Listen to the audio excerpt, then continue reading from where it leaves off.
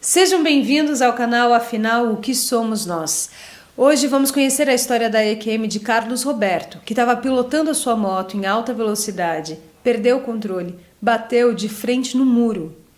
Nesse acidente, ele perdeu a visão dos 2 olhos, ficou 14 dias em coma e, nesse período, teve a sua experiência de quase morte. Apesar de cego, Carlos Roberto enxergava tudo durante a EQM. Mistérios. Com vocês, Carlos Roberto.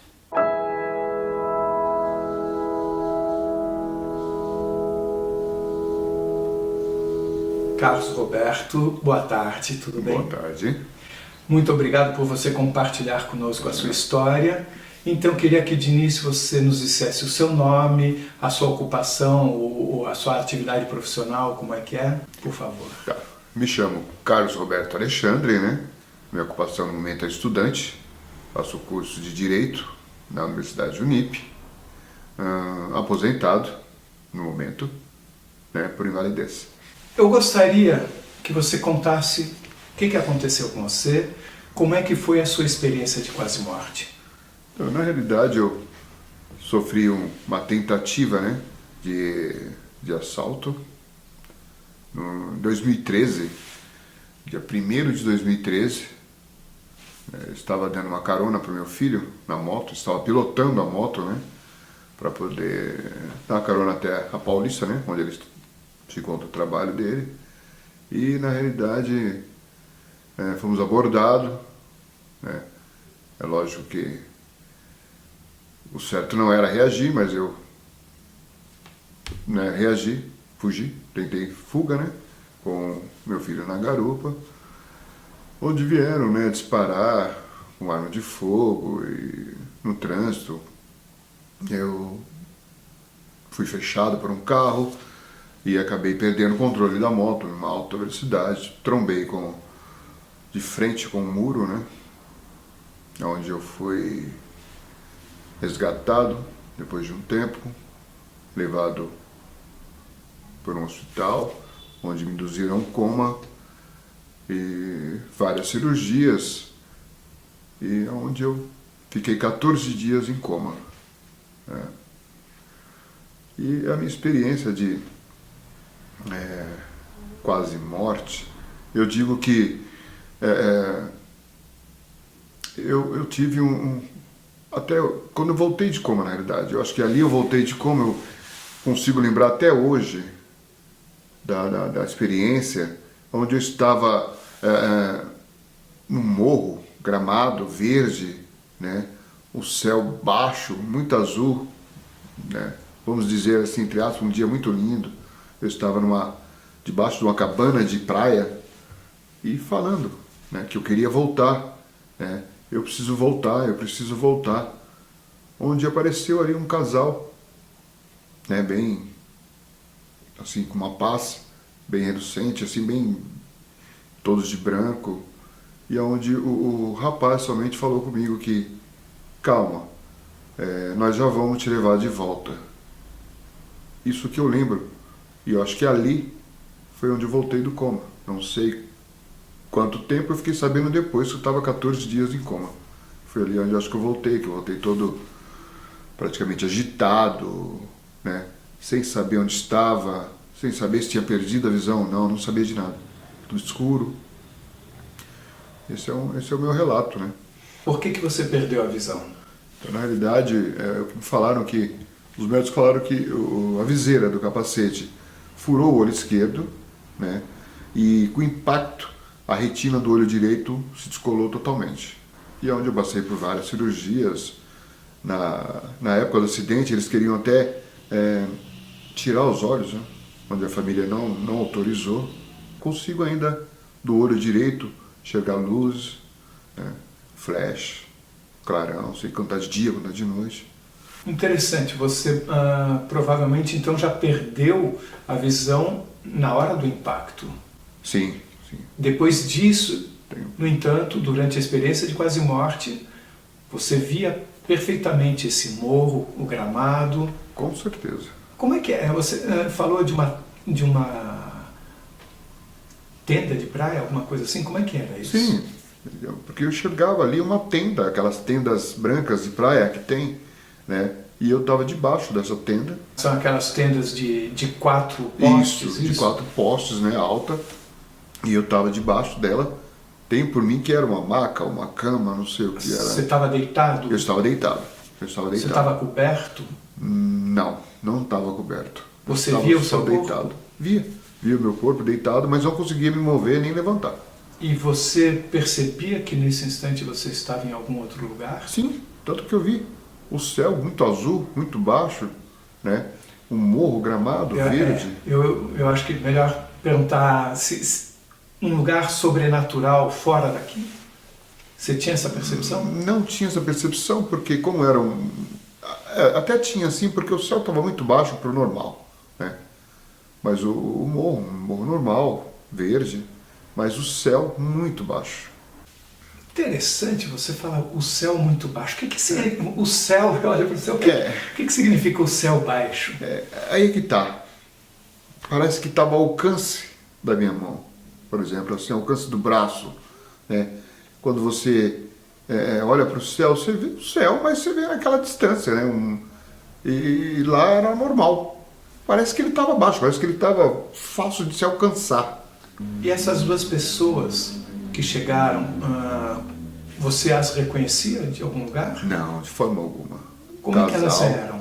O rosto, não conseguia perceber o rosto delas? Aí é que tá. O interessante é que eu conseguia ver, né, o rosto, o corpo deles normal, com uma roupa branca muito reluzente, mas só o rapaz falou comigo, né? Só me respondeu o que eu estava falando, né? O que eu estava perguntando, que eu queria voltar, questionando, só ele respondeu: calma, nós já vamos te levar de volta. E você escutava como eu escutei agora você falando isso? Tranquilo. Ou era uma frase que vinha de uma vez? Não. A voz era muito suave, mas de uma vez, assim, entendeu? Não, mas assim, você escutou sendo dita a frase? Sim, com certeza. Você via esse morro verde, sim, consegui enxergar. Essa tenda, o céu e alguma coisa fora isso? Não, fora isso não. E som? Não tinha som. Um silêncio, uma paz. Totalmente, não tinha som de nada. A sensação? De paz. Uma sensação muito, muito assim, de tranquilidade. Uma paz tremenda. Não tinha pássaros. Boa, muito boa. Não tinha pássaros, não tinha barulho de nada, de nada. É uma coisa assim... Mas mesmo assim você quis voltar? Você estava ligado na sua família? Ligado na família. Tanto que eu falei, né? Eu lembro que eu falei também, eu preciso voltar, meus filhos estão lá, eles precisam de mim. Com relação à sensação de tempo? Não tenho sentido de tempo. Tanto que aquilo que eu falei, eu só fiquei, né? Depois que eu me reabilitei um pouco, 14 dias em coma, imagina. É que algumas pessoas que passam por experiência de quase morte comentam que o tempo parece mais lento ou mais rápido. Sim, não. Teve alguma percepção? A percepção parou, estava parado ali, entendeu? Tempo parado? Tempo parado, não tinha uma noção assim de estar correndo, nada. Parou, estabilizou ali. Mas o senhor tinha uma sensação de um tempo parado? Sim, aquele parado. Tipo, não tinha vento também, aquela coisa de... para você... sei lá... Eu não entendo, na realidade. Muitos falam que poderia ser um sonho. Eu falei, não era um sonho. Pois é, essa é uma pergunta que a gente sempre faz. Por que você acha que isso não foi um sonho? Explica pra gente. É que tá, eu não sei te explicar porque não foi um sonho. Sei lá, de repente eu penso assim, um sonho é uma coisa muito rápida, né? Você, sabe, você foi dormir, sonhou, acordou, já... Pô, mas dessa vez parece que não era um sonho, parece que era muito real. Era real. Cenas do passado, da sua vida? Não teve túnel, não teve... Não teve chegar a algum lugar? Não. Alguma sensação de limite, daqui eu não posso passar, senão eu não volto? Eu não sabia onde eu estava, né? Onde eu estou, até onde eu estou aqui. Você não teve a sua percepção de volta, simplesmente no momento que você estava lá e no outro você já estava de volta. Exatamente. Eu tenho por mim que ali, quando eu encontrei esse casal, que o casal veio até a mim, eu acho que ali eu voltei do coma. A minha impressão foi que, quando eles falaram, calma, a gente já vai te levar de volta, eu estava muito agitado. Acho que ali foi quando eu voltei. Naquele momento que você disse que você estava sentindo paz, isso tem de alguma forma a ver com uma sensação de ligação com o universo? Ou ligação com o todo? Ou não? Ou foi só paz? Só paz, eu, sinceramente, uma paz. Eu não sei como que é, se é uma entrada, se é uma... Mas é uma paz. Podia ser uma entrada para algum lugar, sei lá. Essas duas pessoas, eu perguntei, não me lembro da resposta. Assim, você percebeu o rosto delas? Sim, sim. Como é que eles eram? Aí é que tá. Dela eu não lembro assim tanto. Sei que eram brancos, né? Pele branca, né? A roupa, assim, que era muito branca também, sabe, com uma luz clara, assim, vamos dizer, bem reluzente, né? Mas eu não consigo detalhar O rosto. o rosto, eu não consigo detalhar, assim. Tá. Aí você voltou, né? Eu acho que ali eu voltei do coma, exatamente naquele momento.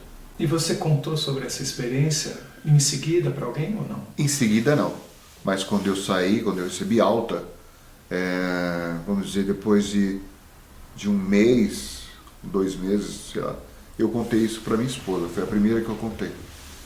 E ela ficou impressionada também, ela ficou muito impressionada. Dali para frente eu comecei a contar para as pessoas, quando me perguntavam como é que foi o acidente, como é que foi, o que eu senti, eu contava, eu relatava exatamente isso. Isso eu não consigo esquecer, até hoje. Já vão fazer 4 anos. Essa experiência modificou de alguma forma a sua visão de morte? Sim. De que forma? Olha, pro bem, né? Porque para mim, fico por mim pensando que como eu sempre tive paz, eu sempre tive Deus no coração, eu acho que ali eu acho que, vamos dizer que quando a gente fala que tem o céu e o inferno, eu acho que o meu caminho é o céu. Mas diminuiu o medo da morte e ficou inalterado? Você já não tinha? Inalterado, eu nunca tive medo da morte. Eu nunca tive medo. E agora, muito menos agora. Depois Muito de ter passado por tudo isso, né? Porque os médicos desenganaram, né? Eles falaram para os meus familiares que, olha, fizemos o que tinha que fazer. Agora é só Deus. Tenho por mim, como eu falo, eu tenho 2 datas de nascimento. Acho que eu renasci. Acho que sim. Foi gravíssimo. Mas então, você falou agora muito menos, isso quer dizer que de uma certa forma essa experiência foi uma confirmação do que você vai encontrar de uma certa forma? Penso eu que sim. Penso eu que sim. Mudou a sua vida depois disso, fora o óbvio de você ter perdido a visão, e é óbvio que isso tem uma mudança radical, mas no que diz respeito a você ter passado por essa experiência, mudou alguma coisa na sua essência? Sonhos eu estou tendo muitos agora, né? Com relação a pessoas que morreram, né? Que nem meu pai. Mas eu tive sim um relato que eu te falo que eu tive uma ligação, um sonho. Na verdade foi um sonho, né? De uma colega que ligou para minha casa, né? Errado, né? Na verdade ela queria falar com o filho dela, que se chama Ricardo, e eu não sei o nome do filho dela, né? E eu falei para ela, eu reconheci a voz dela, falei, mas espera aí, Domitila, o nome dela é Domitila. Falei, você não sabe o que você está falando? Você está falando com o Carlos, você ligou errado. Desculpa, Carlos, eu pensei que tinha ligado para o meu filho, porque a sogra dele, eu preciso do velório da sogra dele. Eu falei, velório da sogra? A sogra dele morreu, eu estou atrasado, estou esperando eles para vir me buscar e eles não vieram até agora. Isso foi um sonho. Eu contei isso no dia seguinte para minha esposa, né? E fiquei encucado com aquilo. E então eu liguei, né, para essa nossa colega e contei o sonho para ela, né? Falei para ela, eu sonhei com você. Ela até brincou, foi sonho bom? Eu falei, não foi tão bom. Parece que eu sonhei, parece que você brigou aqui erradamente e a sogra do seu filho faleceu. Ela falou, mas exatamente, faz 7 dias que ela faleceu. Eu não sabia. Antes você não tinha tido imagina. esse tipo de coisa? Não. Então, de uma certa forma, algo mudou. Algo mudou, sim. Carlos, você já conhecia a experiência de quase morte? Você sabia o que era isso? Até já tive um relato, né, de um ex-cunhado da minha esposa, né? Ele relatou essa EQM, vamos dizer, que na idade dele foi muito, muito estranho, porque ele teve eu não sei agora qual foi a situação, né, a patologia que ele teve, e ele ficou 2 meses em coma, né?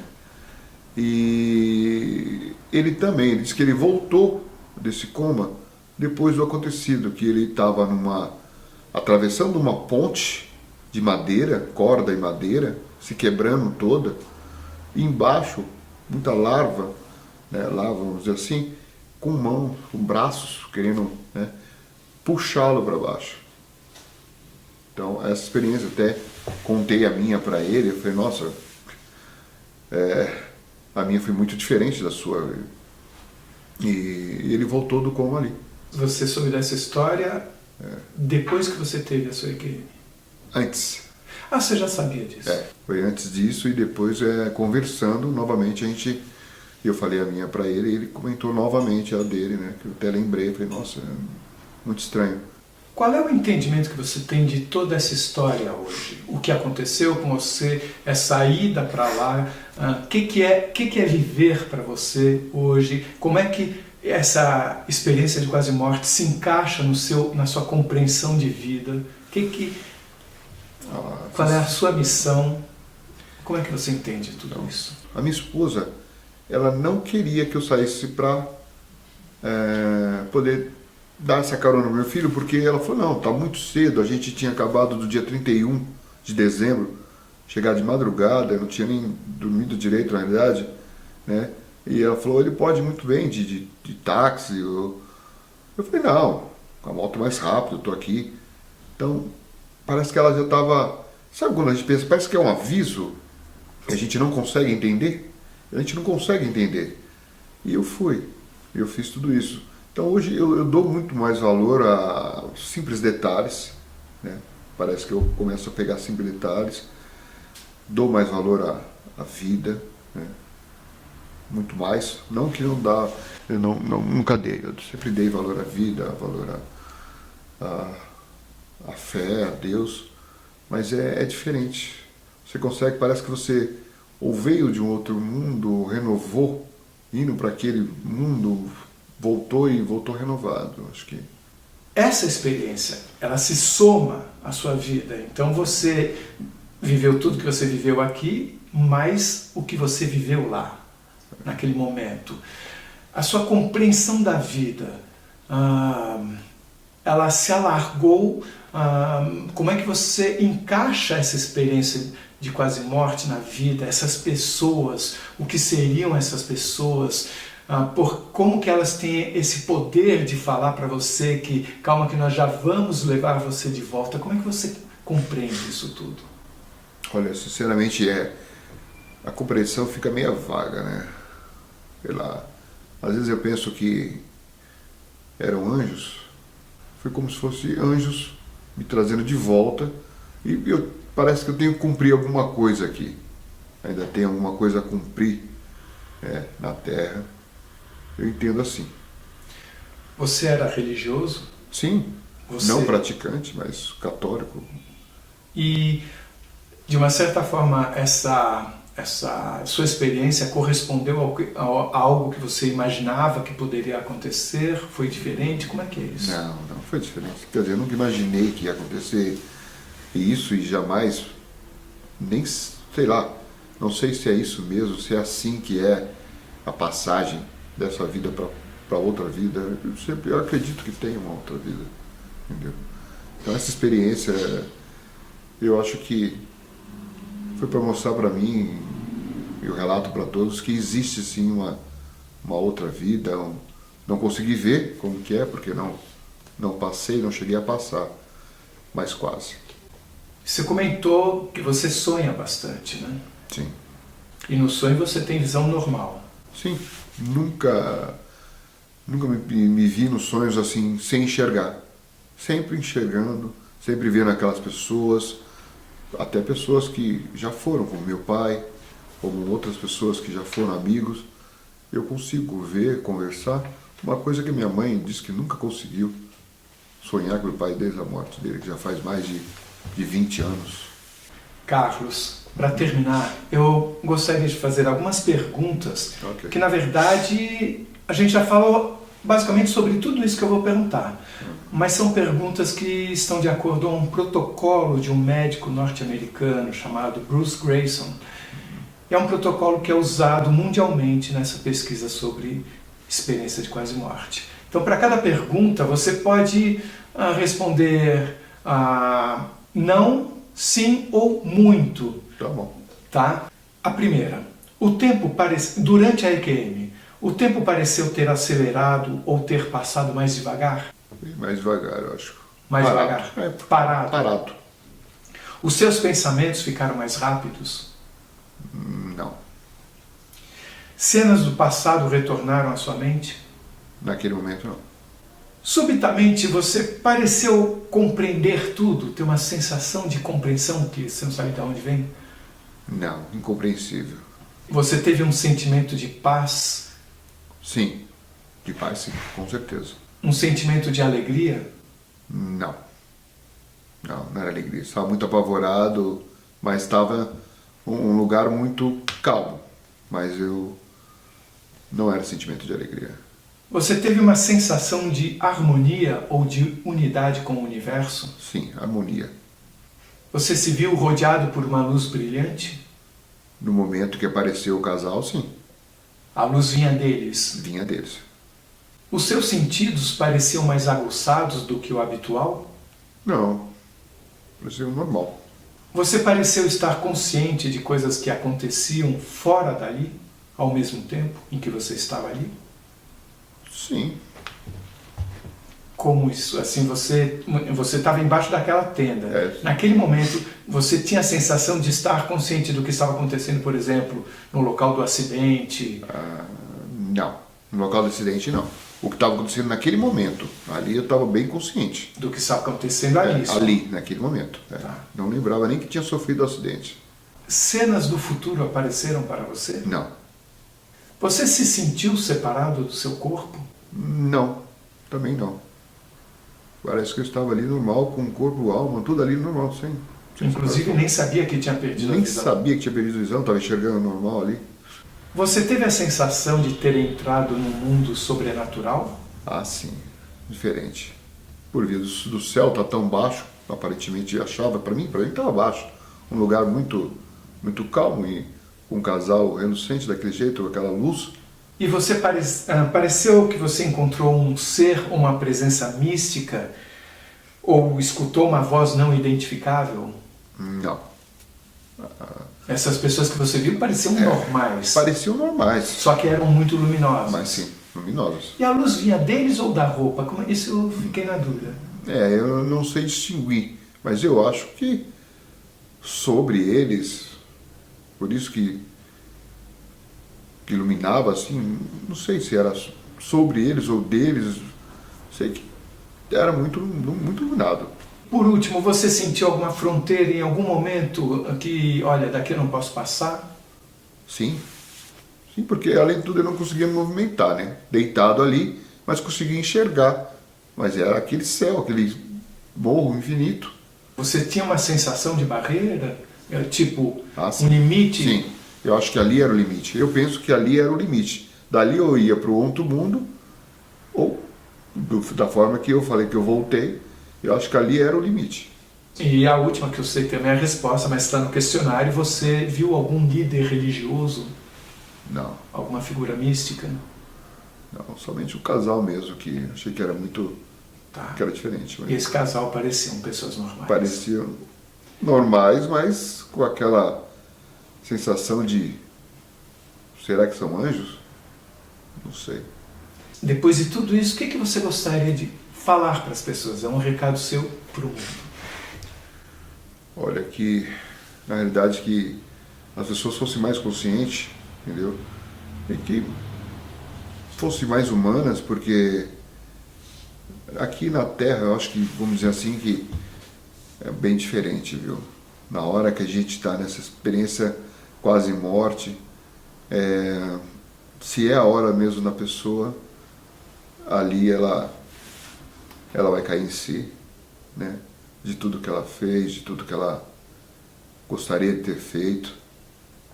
Então acho que viver bem, viver em harmonia aqui, né? Em paz. Eu acho que eu sou meio tímido para... Mas falou bonito. Muito obrigado mais uma vez. Eu que agradeço. Calma, nós já vamos te levar de volta. Essa foi a frase que Carlos Roberto escutou. Vocês percebem que é muito recorrente esse tipo de frase nas EQMs? Frases como, você vai voltar, ainda não é sua hora, você ainda tem o que fazer lá. Mais mistérios. Bem, se você gostou, por favor, se inscreva no nosso canal, dê muitos likes, compartilhe com os amigos. E se você tiver alguma dúvida ou passou por uma EQM e gostaria de compartilhar essa história com a gente e com o mundo, por favor, nos escreva. O nosso e-mail é afinal-o-que-somos-nós@gmail.com. Essa é uma nova fronteira do conhecimento humano. Vamos juntos atravessá-la?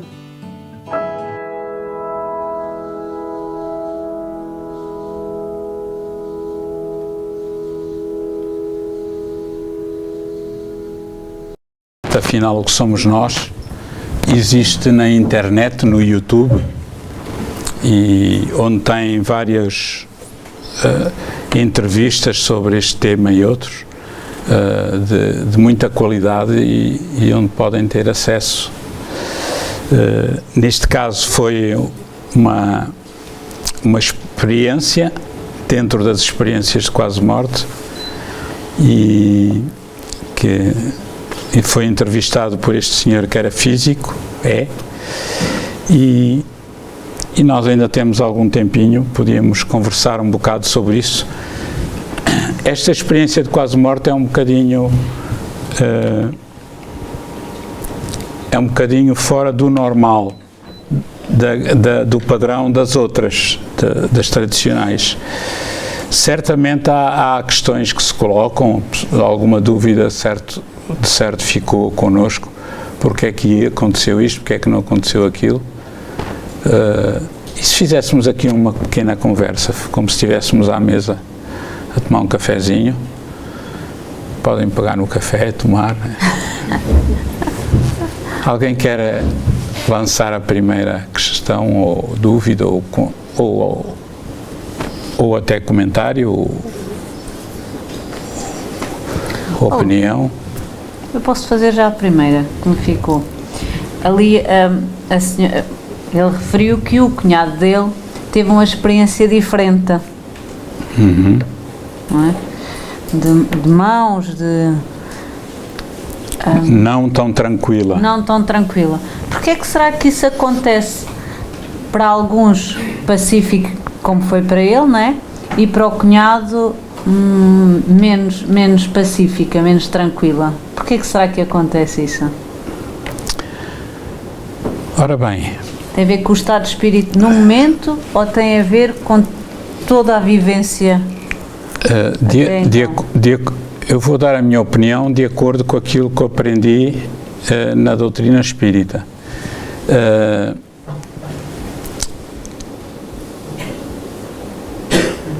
Daquilo que eu aprendi na doutrina espírita, tudo leva a entender que essas experiências são o somatório daquilo que nós somos interiormente e de como nós estamos interiormente.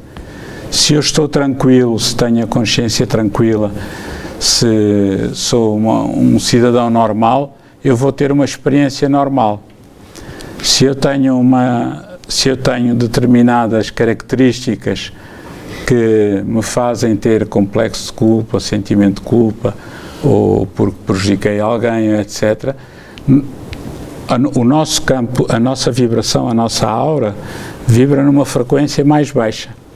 Isto é, quanto mais estável tiver o espírito, melhor ele está. Quanto mais evoluído ele for espiritualmente, melhor ele vive essa experiência de quase morte. E o oposto também. Por exemplo, houve pessoas que são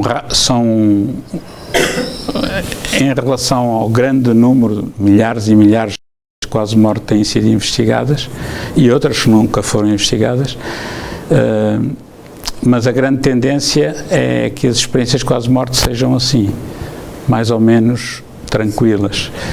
Mas há casos, por exemplo, em que são muito difíceis e até traumáticas, nomeadamente pessoas que têm experiências de quase morte na sequência de overdoses, de droga, ou de tentativa de suicídio, ou qualquer coisa. Como as pessoas estão numa vibração muito baixa, têm más experiências e até coisas traumatizantes.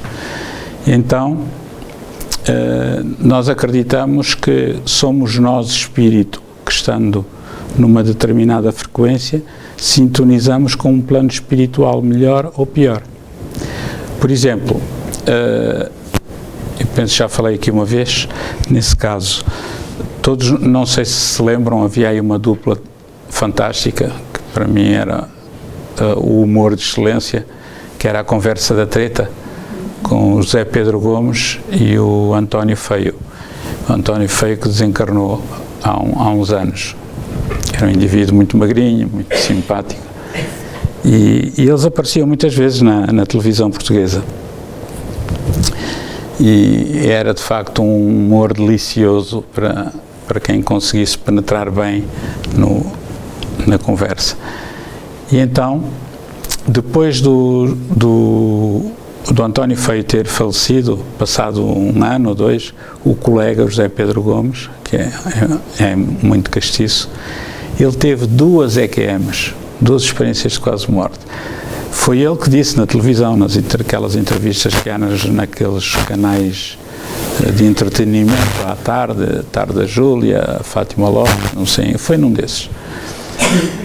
Por 2 vezes teve uma experiência de quase morte, então ele, sem querer, desnudou-se ali todo. Porque eles perguntaram, então, mas como é que foi a sua experiência de quase morte? Aquilo foi uma coisa terrível, sentia-me fora do corpo e via uns vultos escuros a quererem-me agarrar e mais não sei quantos, e eu a tentar fugir deles, etc. Então, mas pronto, e ele não valorizou nada daquilo. Ora, pelo efeito se deduz a causa, não é? Todo efeito tem uma causa. Ora, se ele estava naquele padrão vibratório de sofrimento, de agitação, em que via vultos escuros que o queriam agarrar, eram espíritos pouco evoluídos, significa que ele, como pessoa, precisa trabalhar um bocadinho o seu íntimo. Oxalá o faça até ao fim desta reencarnação. Mas já teve 2 oportunidades disso, para isso. E depois é muito interessante que, por exemplo, não tendo conhecimento do espiritismo, as pessoas têm dificuldade em identificar. Por exemplo, este senhor que tivemos a ouvir era católico, e é católico, ainda não mudou de ideias. Então, sendo católico, ele não conseguia perceber porque é que, estando na experiência de quase morte fora do corpo, porque é que ele se via deitado com o seu corpo todo. O que ele via era o corpo espiritual. Mas não tendo esse conhecimento, ele até diz, eu estava ali de corpo e alma. É muito interessante, né?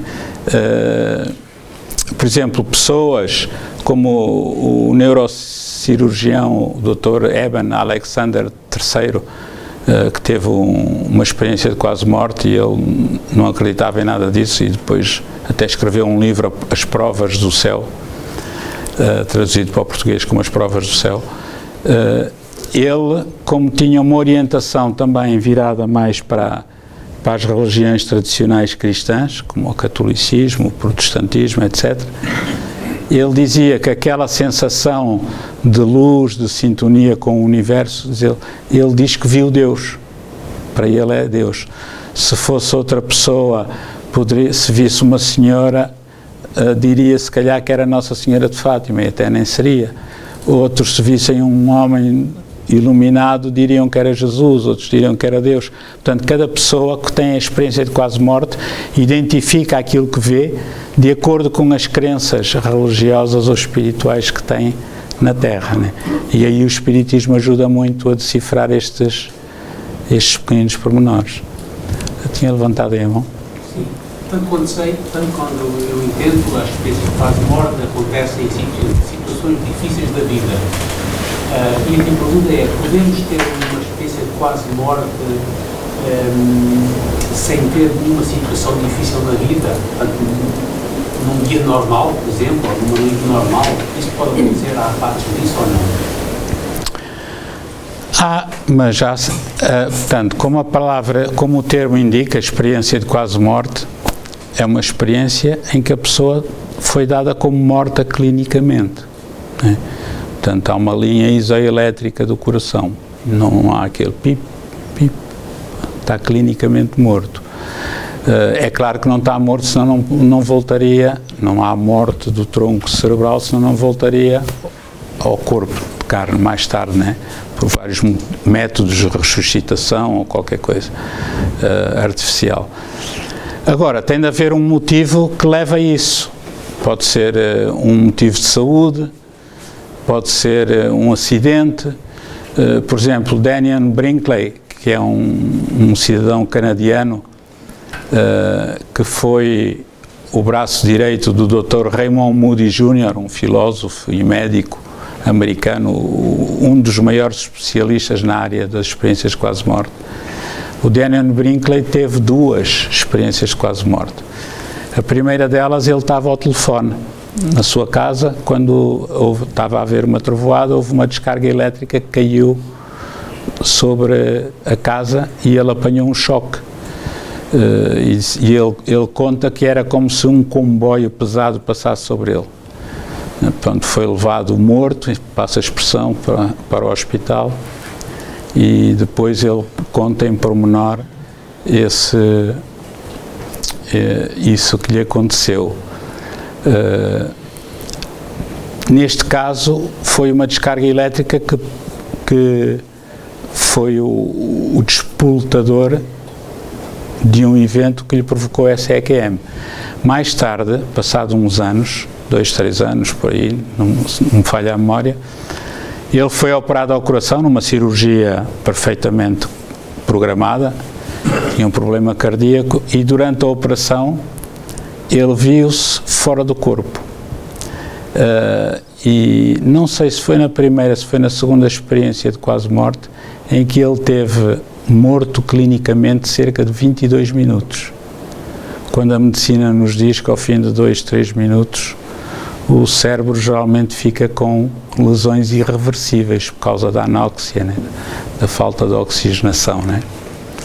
E ele recuperou, demorou algum tempo a recuperar, e recuperou totalmente, de tal modo que ele continuou esse trabalho, não sei se já está reformado ou não, como assessor do Dr. Raymond Moody Jr. Nesse caso, ele conta inclusive entre, portanto, aquelas fases tradicionais em que as pessoas geralmente veem um túnel e uma luz ao fundo do túnel, há sempre um encontro com uma entidade de luz, ou conhecido, ou familiar, etc. E depois há uns têm vontade de ficar e não querer voltar, outros querem e voltam contrariados, outros têm vontade de voltar e acabam por voltar, senão não contariam o seu caso, né? E se não me falha a memória, foi na segunda experiência de quase morte, o Daniel Brinkley, que ele teve 22 minutos morto clinicamente. Depois disseram-lhe que ele tinha de voltar. E então ele voltou, mas já o estavam a levar para a morgue. O auxiliar levava-o na maca, com um lençol por cima, e ele sentiu-se a ser puxado para o corpo. Diz ele que teve a sensação de entrar no corpo, passar do corpo para baixo da maca e voltar novamente ao corpo. E depois que viu, espera aí, mas este indivíduo está-me a levar, eles acham que eu estou morto. E então lembrou-se de soprar. Soprou no lençol. Imaginem o susto, para não chamar outra coisa, que o auxiliar teve, né? Que largou a maca e desatou aos gritos e fugiu. Foi a sorte dele, se não tinha ido para o frio. E esse é um de muitos casos. Mas há sempre algo que, quer dizer, ninguém tem uma experiência de quase morte porque adormeci, olha, aconteceu. Não, pode ter tido uma ruptura do aneurisma, um problema de saúde qualquer, ou um acidente que despoleta esse caso, né? Mas tem experiência fora do corpo, né? Além dos EQM.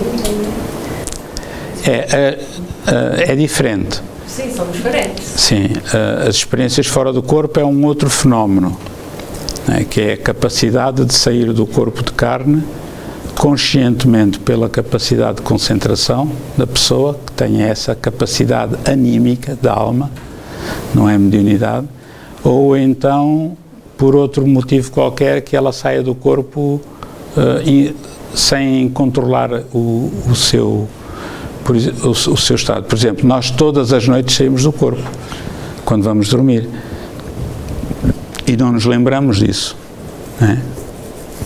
Não nos lembramos daquele minutinho em que a gente adormeceu, né? Mas há pessoas que se lembram, há pessoas que saem do corpo, adormecem-se e vêem-se fora. Eu tive uma colega em Braga, quando tinha uma amiga, quando eu tinha os meus 20 anos, que ela todas as noites ela não sabia o que fazer. O pai também era espírita, depois lá lhe explicou, porque ela adormecia e via-se a flutuar no canto do quarto, olhava para baixo, via o corpo ali a dormir e não sabia o que havia de fazer e assustava-se, e depois, quando se assustava, voltava repentinamente ao corpo. Isso são experiências fora do corpo, conscientes ou lúcidas ou não lúcidas, né? Que é o termo mais correto. Nos casos das experiências quase morte, é uma experiência fora do corpo, mas devido a um trauma, um acidente, uma doença, algo do género, né? É um fenómeno diferenciado. Em relação ao senhor, ele comentou que na véspera tinha-se deitado, que chegou tarde a casa e que a mulher que não queria que ele fosse levar o filho, que era como se tivesse ali uma intuição de que algo podia acontecer. E o que lhe aconteceu estaria previsto no seu...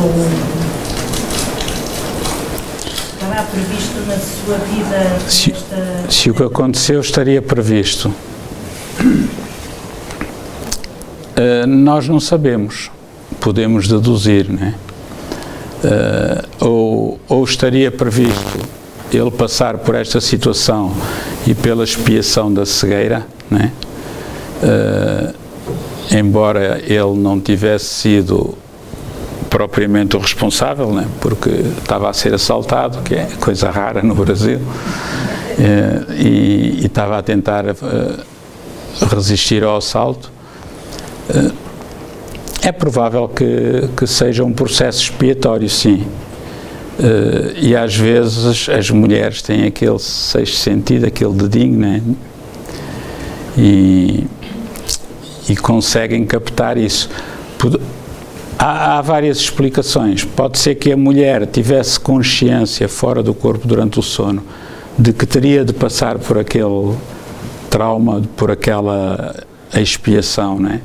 E sem saber porquê tentasse, de certo modo, travar algo que não podia ser travado. É uma hipótese de trabalho. A outra hipótese de trabalho é que tenha sido apenas uma escolha, não tivesse, temos de pôr essa hipótese, nem que seja academicamente, ele tenha escolhido e é fruto da sua escolha, aconteceu ser assaltado e aconteceu ter tido um acidente e aconteceu tudo aquilo sem que houvesse algum processo de resgate kármico, e aí seria uma provação que, sendo bem aceito pela pessoa que passa pela dificuldade, serve-lhe de crédito espiritual, né? No mundo espírita. Na minha opinião, eu acredito mais que seja uma expiação, tendo em conta os vários parâmetros, mas nós não sabemos tudo, não é? E... Ainda temos 10 minutitos. Mais alguma questão? Mas é muito interessante algumas coisas que ele refere, não é? Que são diferentes. E o facto de ele agora sonhar muito? Pois, isso também é interessante. Ele antes não sonhava, agora sonha muito. Muitas vezes estes momentos traumáticos provocam alterações, não sei se a nível cerebral, se é a nível do perispírito, que alteram o nosso padrão. Por exemplo, houve uma jovem russa, que já não é jovem, esta hora já é uma adulta, madura, se não desencarnou está viva, está reencarnada, e essa jovem, que agora é uma senhora, ela também apanhou uma descarga elétrica, um choque, que não a matou, não sei porquê, ninguém sabe como é que ela não morreu e resistiu, e a partir desse momento traumático, isto é, desse episódio, ela passou a ter a capacidade de ver as pessoas por dentro. Ela olhava para ti e via-te transparente. E então ela começou a ser usada pelos médicos nos hospitais, não sei se em Moscovo, se em São Petersburgo, noutra cidade. Isso veio aí nos jornais portugueses e na televisão é conhecido. E ela estava a ser utilizada pelos médicos para ajudar os médicos nos diagnósticos de doença. Por exemplo, a Cláudia ia ao médico, disse: doutor, dói-me aqui, eu não sei bem o que é. E ela dizia logo: olha, tem ali uma mancha naquela zona, no fígado aqui, lá tem ali uma coisinha e tal. O médico ia investigar e confirmava. Portanto, e ela adquiriu essa capacidade de ver as pessoas por dentro, depois de ter tido um choque elétrico de 220 volts, que é obra. Não, um choque elétrico em casa, não foi uma descarga elétrica. E de maneira que há situações que às vezes nos acontecem que provocam mudanças, não só as mudanças do ponto de vista filosófico, da orientação da vida, mas também mudanças de ordem orgânica, né? Não só de caráter, mas também funcionais. Houve outra coisa neste senhor que me chamou muito a atenção, porque é ponto comum na grande maioria das pessoas que têm experiências de quase morte. É ele dizer que, a partir deste momento em que teve a experiência de quase morte, passou a dar mais importância aos detalhes pequeninos. Olhem que interessante, não é? Nós, aqui na Terra, ligamos às coisas importantes. Terminei o meu curso de medicina, momento alto da vida, mas não sei quantos. Quando estamos numa EQM, o momento alto da vida pode ser aquele dia em que eu ajudei aqui a Catarina, que caiu na passadeira, e eu levantei-a e ela deu-me um olhar de gratidão, e para mim foi um momento alto da vida. Então, a grande maioria das pessoas que passam por experiências de quase morte referem isso, que geralmente têm uma visão retrospectiva da vida, até àquele momento. No caso do Daniel Brinkley aconteceu isso, não acontece com todos. Ele viu a sua vida como se fosse um filme, desde pequenino até à idade que tinha, por hipótese 30 anos. E na segunda, viu desde pequenino até à idade que tinha, por hipótese 35 anos. Há outros que vêm ao contrário, dos 30 anos até à data de nascimento. Portanto, há vários processos cujas causas nós desconhecemos, mas que são reais. E isto a propósito de quê? Perdi-me. Como? Estou falando de algumas coisas que são importantes, que a gente dá valor. Obrigado, era isso mesmo. Então o Daniel Brinkley referia isso, que nós até passámos no Jornal das Caldas um artigo com uma entrevista com ele já há uns anos, que, salvo erro, está naquele livro Crónicas Espíritas, que a Federação Espírita Portuguesa editou, e ele refere isso, que à medida que ele ia vendo a sua vida na retrospectiva, desde o momento em que teve a descarga elétrica, quando estava ao telefone e foi eletrocutado, até quando era criança, o que ele via era momentos que, se tivesse no corpo de carne, não daria importância nenhuma. Coisas simples, como ajudar alguém a passar um coisa, como mudar um pneu a outra pessoa, como fazer um jeito elementar, básico, simples, que nós não damos valor nenhum. Quer dizer, ele diz que as coisas que nós não damos valor nenhum quando estamos aqui na Terra, quando fazemos a revivência da vida, são as mais importantes no mundo espiritual.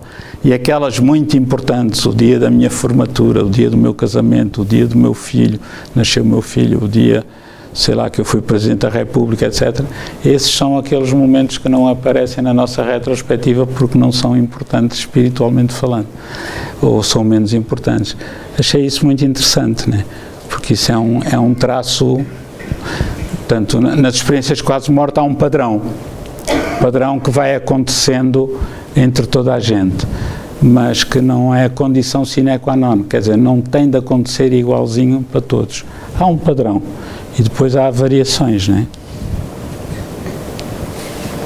Neste documentário, achei interessante, ele era cego, tinha ficado cego. Quando teve essa experiência de quase morte, ele tinha a visão, via tudo perfeitamente. O que quer dizer, quando se passa para o mundo espiritual, qualquer deficiência, nem que seja uma amputação de uma perna ou de um braço, a pessoa vê-se com o corpo completo. Uhum. Depende da fixação mental da pessoa. Se a pessoa estiver tranquila, sim. Agora, se a pessoa estiver fixada, imaginemos que eu amputei uma perna, por algum motivo, e se eu, ao desencarnar, estiver fixado naquela minha dor, eu vou-me ver sem a perna, no mundo espiritual. E às vezes é necessário te levar aquele espírito a uma reunião mediúnica para que ele tenha o choque anímico, tal contacto com a energia do médium, para voltar a ressentir a sua passagem e ver e ser esclarecido que afinal não perdeu a perna. E ele aí já começa a ver. Agora, se for uma situação normal em que a pessoa tenha conhecimento ou que seja uma coisa mais suave, a pessoa vê-se perfeitamente completa. Aliás, essa é a maior prova da independência do espírito em relação ao corpo. Uma pessoa que está morta não pode ver. Qualquer médico, por muito pouca experiência que tenha, uma pessoa que está clinicamente morto, a pessoa não pode ter percepções, não pode ter nada, não sente nada. Eu já referi isso uma vez também num debate que tivemos com o Dr. Pinto da Costa, aqui no Instituto Politécnico em Peniche, aquele senhor que era anatomopatologista, que já desencarnou, que era irmão do Pinto da Costa do Futebol Clube do Porto, aquele senhor de barbas. Uma pessoa encantadora, que foi um privilégio tê-lo conhecido. E então nós estávamos a apresentar também falar sobre experiências quase morte, entre outras coisas, e depois o moderador perguntou-lhe, então o senhor como médico, o que é que acha isto que o José Lucas esteve a dizer?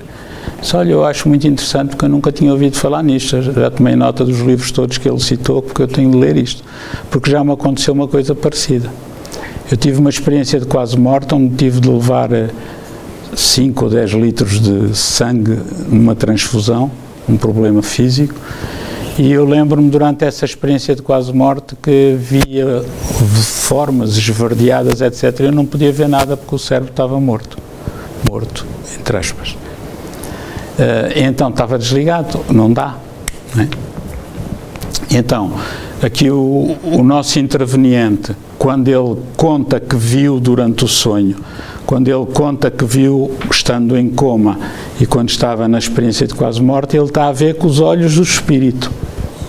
Ele está cego apenas no corpo de carne.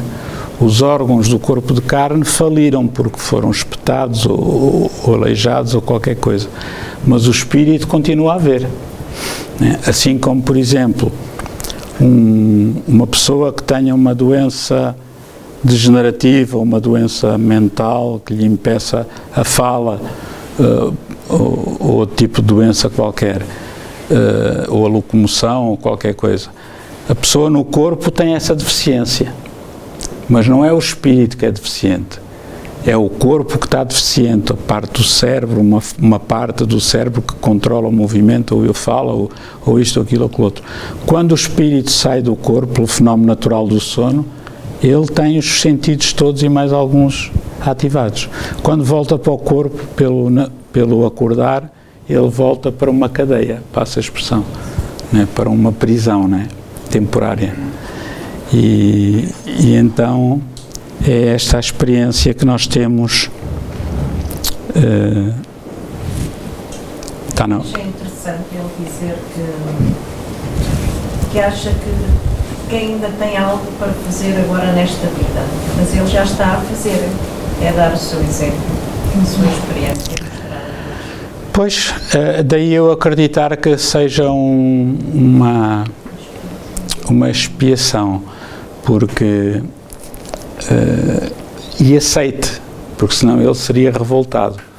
Quando nós passamos por uma expiação em que nós estamos contra a vontade, nós sentimos-nos revoltados. E, por exemplo, a Cláudia pode ter tido um acidente e ficou paraplégica, e eu também. Ela ficou revoltada e eu não. Provavelmente a minha tinha sido preparada anteriormente e eu aceitei. A dela ou foi preparada ou não, mas ela não aceitou, veio à força. Então ela vai ser revoltada. Portanto, depende muito do que temos programado na vida, né? E às vezes não é programada, os acidentes acontecem, depende muito da postura que nós temos. Se aceitamos a vida como ela está e sem nos revoltarmos, vivemos muito melhor e aproveitamos também muito melhor a situação, né? Uma coisa que eu acho interessante dos vários documentários que há acerca das EQMs, todos, ou na sua grande maioria, ficam sem medo da morte, não é? Com aquela sensação de ligação com o lado de lá. E, efetivamente, todos nós sabemos que viemos de lá, temos isso no nosso subconsciente, mas é quando voltamos a reviver isso que depois vivemos com essa confiança. Sem dúvida. O que é muito interessante. E, no entanto, sabemos perfeitamente e dentro de nós trazemos as memórias que já tivemos lá, mas precisamos de as viver agora aqui novamente para elas ficarem. Sem dúvida. Era melhor que a gente não precisasse das EQMs para viver assim. Eu acredito que as EQMs sejam uma providência da divindade para auxiliar a humanidade a pensar na espiritualidade, até rima. Né? Através dessas múltiplas experiências, são milhares só.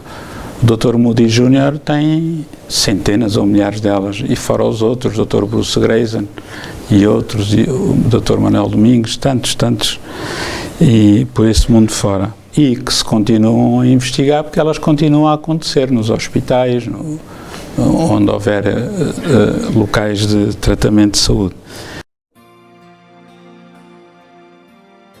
Poema da gratidão. Senhor Jesus, muito obrigado pelo ar que nos dás, pelo pão que nos deste, pela roupa que nos veste, pela alegria que possuímos, por tudo de que nos nutrimos. Muito obrigado pela beleza da paisagem, pelas aves que voam no céu de anil, pelas tuas dádivas mil. Muito obrigado, Senhor, pelos olhos que temos, olhos que veem o céu, que veem a terra e o mar, que contemplam toda a beleza, olhos que se iluminam de amor ante o majestoso festival de cor da generosa natureza. E os que perderam a visão, deixa-me rogar por eles ao teu nobre coração. Eu sei que depois desta vida, além da morte, voltarão a ver com alegria incontida. Muito obrigado pelos ouvidos meus, pelos ouvidos que me foram dados por Deus. Obrigado, Senhor, porque posso escutar o teu nome sublime e assim posso amar. Obrigado pelos ouvidos que registram a sinfonia da vida, no trabalho, na dor, na lida, o gemido e o canto do vento nos galhos do olmeiro, as lágrimas doridas do mundo inteiro e a voz longínqua do cancioneiro. E os que perderam a faculdade de escutar, deixa-me por eles rogar. Eu sei que no teu reino voltarão a sonhar.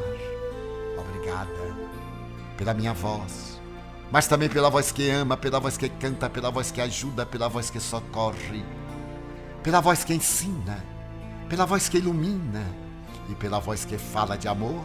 Obrigado, Senhor. Recordo-me sofrendo daqueles que perderam o dom de falar e o teu nome sequer podem pronunciar.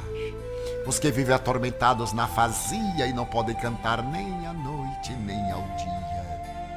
Eu suplico por eles, sabendo que mais tarde no teu reino voltarão a falar. Obrigado, Senhor, por estas mãos que são minhas, alavancas de amor do progresso da redenção.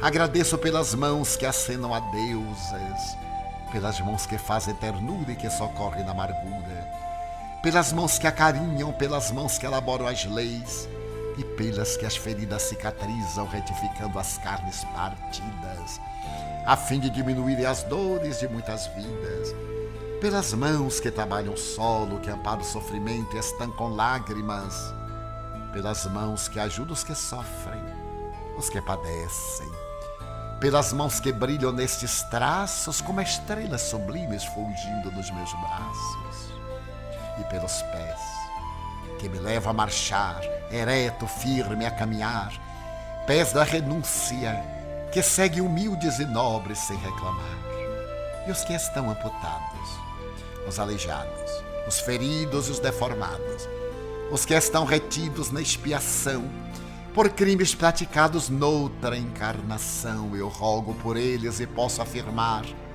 que no teu reino, após a lida desta dolorosa vida, poderão bailar e em transportes sublimes com os seus braços também afagar.